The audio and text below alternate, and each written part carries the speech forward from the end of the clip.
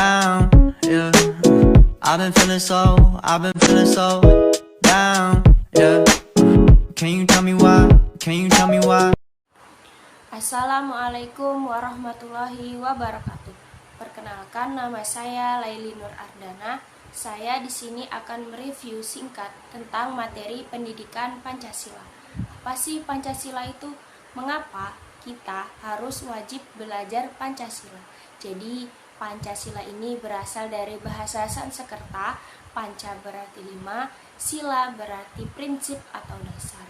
Jadi, Pancasila ini singkatnya sebagai rumusan atau pedoman bagi bangsa Indonesia. Jadi, mengapa kita wajib untuk mempelajarinya? Jadi, mengapa kita harus belajar Pancasila sebagai warga negara dan terutamanya mahasiswa? Karena dengan kita belajar Pancasila ini, kita akan bisa mempertahankan karakter bangsa, yang mana karakter bangsa ini perlahan-lahan mulai luntur seiring perkembangannya zaman dan masuknya budaya-budaya asing ke Indonesia. Contohnya saja sikap toleransi. Ketika seseorang itu tidak mau toleransi antar sesama manusia, dia tidak akan peduli dengan lingkungannya. Sehingga ketika dia ingin meminta bantuan kepada orang lain, dia akan merasa kesulitan. Bagaimana sih sejarah lahirnya Pancasila ini?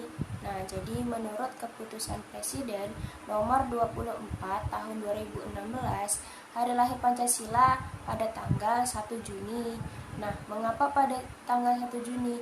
Ini merujuk pada saat sidang BPUPKI dalam merumuskan dasar negara Indonesia. Pada saat sidang pertama BPUPKI ini membahas mengenai dasar-dasar Indonesia untuk merdeka. Pada sidang kedua, Soekarno mengemukakan pendapatnya mengenai Pancasila. Panca berarti 5, sila yaitu prinsip atau dasar. Pada saat itu Soekarno menyebutkan ada 5 dasar untuk negara Indonesia. Yang pertama, kebangsaan. Yang kedua, internasionalisme atau kemanusiaan. Yang ketiga, demokrasi. Yang keempat, keadilan sosial. Yang kelima, barulah ketuhanan yang Maha Esa. Untuk merumuskan, untuk menyempurnakan Pancasila, maka dibentuklah Panitia 9. Nah, setelah melewati proses persidangan, barulah Pancasila ini disahkan pada tanggal 18 Agustus 1945, yaitu Pancasila sebagai dasar negara Indonesia yang sah dan tercantum dalam Khotimah Undang-Undang Dasar 1945. Nah, ada juga nih fungsi-fungsi dari Pancasila. Fungsi Pancasila yang pertama yaitu Pancasila sebagai dasar negara. Semua hukum yang berlaku di Indonesia harus berlandaskan Pancasila.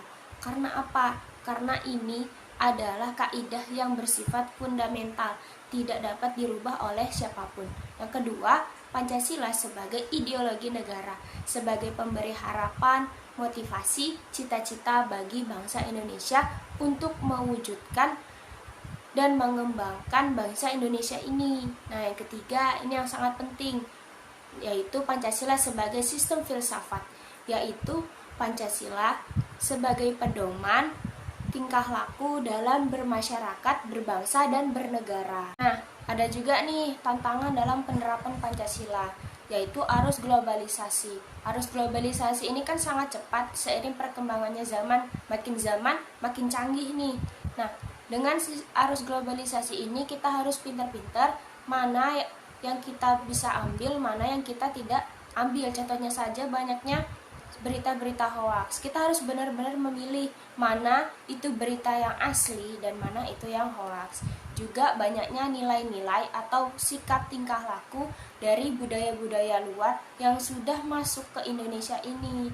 Nah, anak-anak zaman sekarang ini kebanyakan mereka itu menggunakan budaya-budaya yang asing yang masuk. Nah, banyak sekali nih karakter-karakter anak bangsa yang sudah hilang. Aksi saya dalam menerapkan Pancasila ini yaitu ikut serta dalam kegiatan gotong royong, karena di sekitar rumah saya ini sebulan sekali Pak RT mengadakan gotong royong. Nah, agar terjalin kerukunan antar warga juga, kebersihan di sekitar rumah saya juga. Nah, Yang kedua, aksi saya yaitu saling tolong-menolong kepada tetangga. Karena di sini tetangga saya banyak yang terkena musibah, yaitu sedang terkena sakit. Nah, itu saya sebisa mungkin tidak padatnya jadwal saya menjenguk dan membantu mereka agar mereka bisa cepat kembali pulih. Sekian dari saya. Wassalamualaikum warahmatullahi wabarakatuh.